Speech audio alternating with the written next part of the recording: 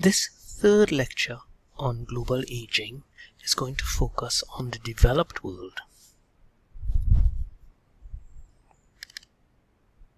At the end of this lecture, you will be able to describe the current distribution of populations within the developed world, describe trends in population aging, and discuss the implications for the future.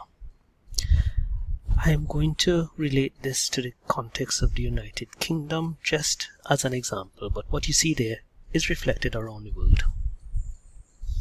Again, let's remind ourselves of this chart, which shows that in the developed world and in the high-income countries, the percentage of the population 60 and over is very high. Although, just to remind us that in the developing world and in middle-income countries in particular, the absolute size of the population 60 and over is even greater than in developed countries.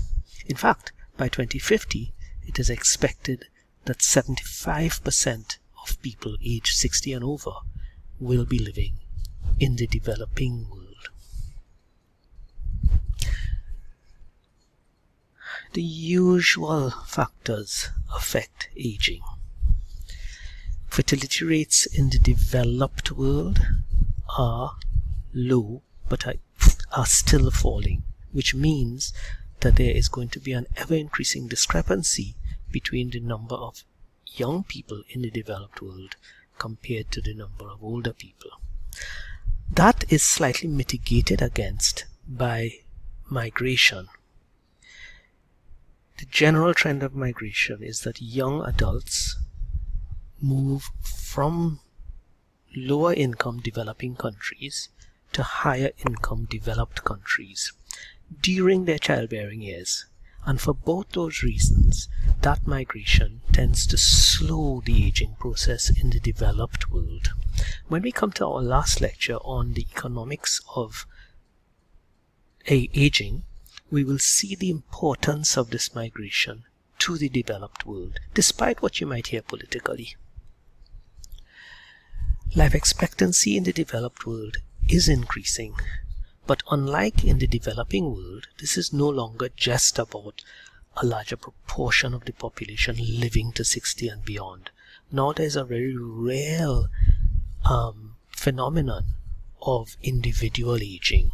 So the numbers of people in the developed world who are reaching the ages of 80, 90, 100 and beyond is increasing.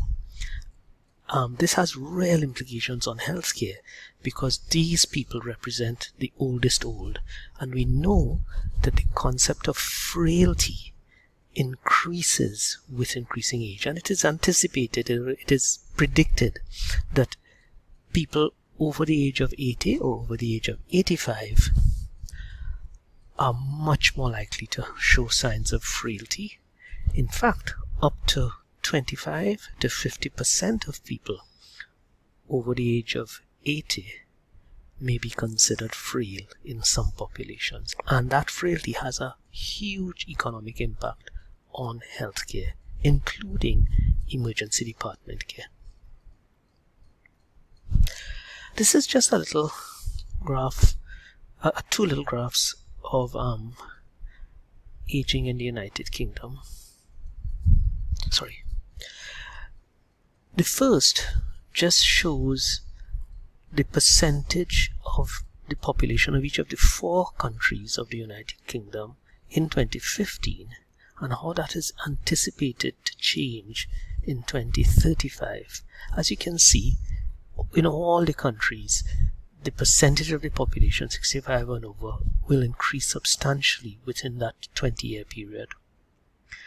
In fact, this rise is not as high as in the developing world, but it still implies a significant increase in age. This funny looking graph on the right hand side really represents a cartogram of aging in different regions of the United Kingdom. So the color of the region represents the percentage of people in that region aged 65 and older, whereas the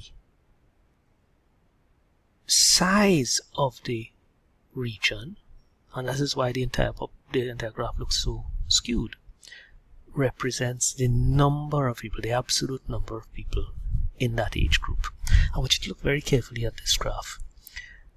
In the right bottom corner, that white area is actually London, and as you can see, the percentage of the population in London that is 65 and over is quite low, but the number of people is high. Look at the size of that area. And in fact, all the light colored areas represent urban conurbations. So London, Cardiff, Manchester and Leeds, and then in Scotland, that light colored area represents Glasgow. That has real implications on healthcare provision for these people. So there are lots of older people living in cities, but they represent only a small proportion of that population. The real challenge for healthcare providers is to get health out to these people, because they are scattered few and far between, and getting to them is therefore difficult, and planning healthcare strategies for such a small percentage of the population can be difficult. Look, on the other hand, at the darker areas. So these are all areas where the population is small, the overall population is small, and this is rural. People are scattered over a wider area. But in those areas, the percentage of people 65 and over is much greater. So in areas like Devon and Cornwall, that is a bottom left-hand little piece that is dark blue, you've got a very high percentage of the population is 65 and over. They are in a rural area scattered over a wide range, and you can just imagine the challenges for healthcare and emergency care in providing for these people. So there are many different challenges to healthcare provision in the developed world for older people, and there are no real easy answers to this. But it is something that we need to think about, and in the developing world we need to learn from these people and find solutions before this problem gets too big.